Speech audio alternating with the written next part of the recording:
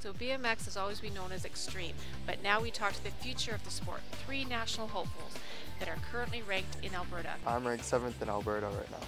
25. Not currently ranked. With Nationals on the horizon, all 3 of our riders need to remain in peak condition to be ready for their grueling schedule ahead of them. I do uphill sprints, downhill sprints, and then I go to the gym a lot, other than the skate. I do work about 10 hours a day, but you just gotta find time. If it's what I love, so I make time. Finding the time to actually train, balance it with mainly school and work.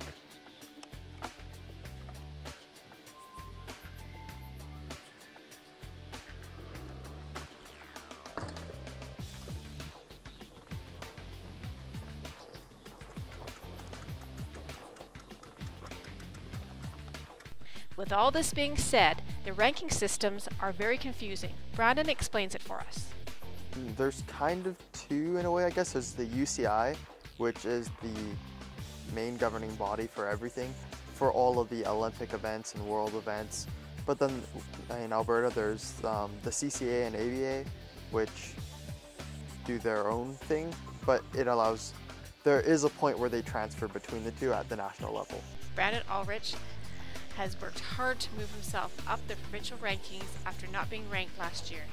Big supercross races, everyone has to go through a single time trial, and only the top 64 with the fastest time trial are even allowed to step foot and actually race. That's because the Supercross series is to compete in the Olympics. If you're not there, you're not going anywhere.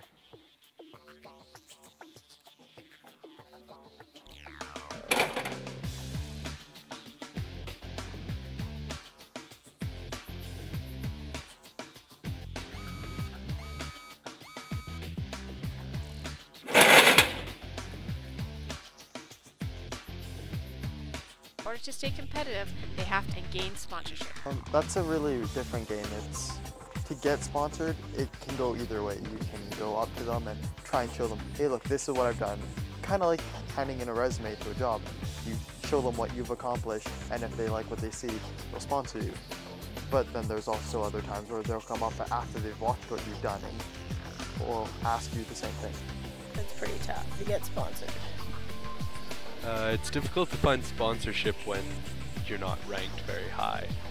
So I think I'm going to need to work a lot more to try and get sponsored and actually get somewhere with BMX. You have to be riding at the national level, which is what I'm trying to do this year. But if you're not, you have to. There's not enough money in it to be able to sustain you. Not until you get to that Olympic level.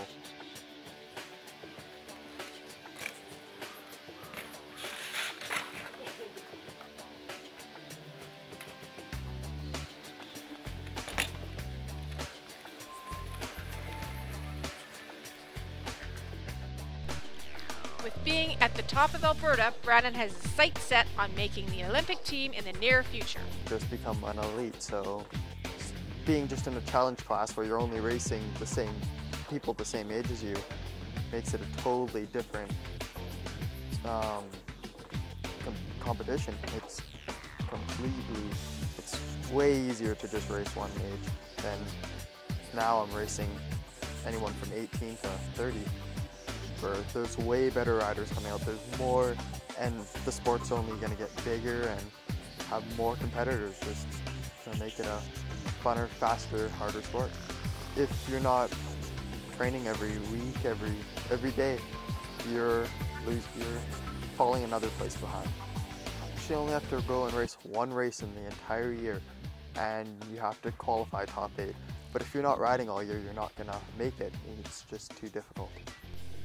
However, with all this being said, It's a very competitive sport, but afterwards we all seem to be friends and party together.